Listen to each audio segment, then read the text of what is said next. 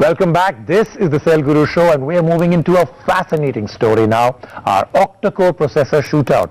With me, an Intex octa-core processor prototype phone. So first of all, Intex, congratulations. You actually have the confidence to send out prototypes. That bodes very well for the entire mobile phone industry. So we will respect this and treat it like a prototype review.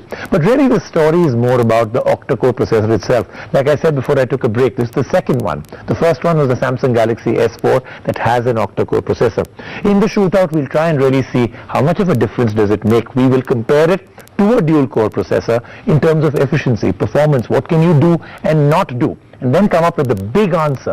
Do you really need an octa-core processor in a phone, and do all 8 cores really work together? That's happening in the shootout right now. The processor, perhaps the most critical feature that makes us smart, really smart.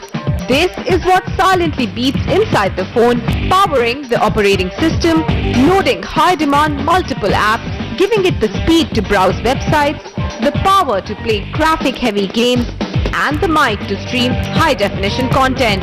We have moved from single to dual to quad and now octa-cores. The Samsung Galaxy S4 was the first phone with an octa-core processor, but the quad-core inside works in batches of 4 at a time. Thus, all 8 cores are never firing together. The Intex phone is an octa-core phone in the true sense. The MediaTek processor beating in it has all the 8 cores of the CPU active at the same time, making this phone supposedly a real beast. We at the Cell Guru Labs did perform some benchmark tests on some Android handsets. The octa-core Intex phone, the octa-core S4, the quad-core HTC Desire 600 and the dual-core Samsung Galaxy Core. The CPU Prime benchmark test. This app essentially compares the speed of your phones with other devices using various tests and algorithms. The Intex phone raced ahead, better than the Galaxy S4 in fact.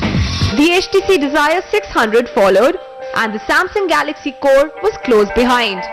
The Antutu benchmark test. We performed this test to check the processor and the overall performance of the phone. The result was much as per our expectations.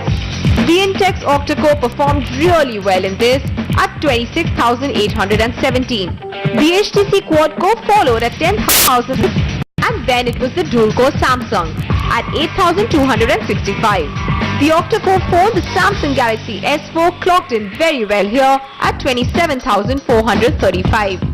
As expected in the benchmark test, the MediaTek true all-8-core chipset did seem way ahead of the others.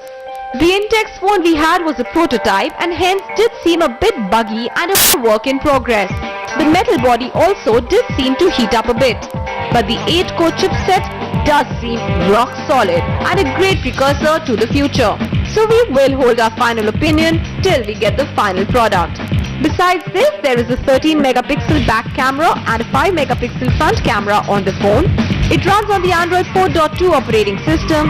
The 6-inch Intex phone is likely to be priced at 1,000 rupees. That then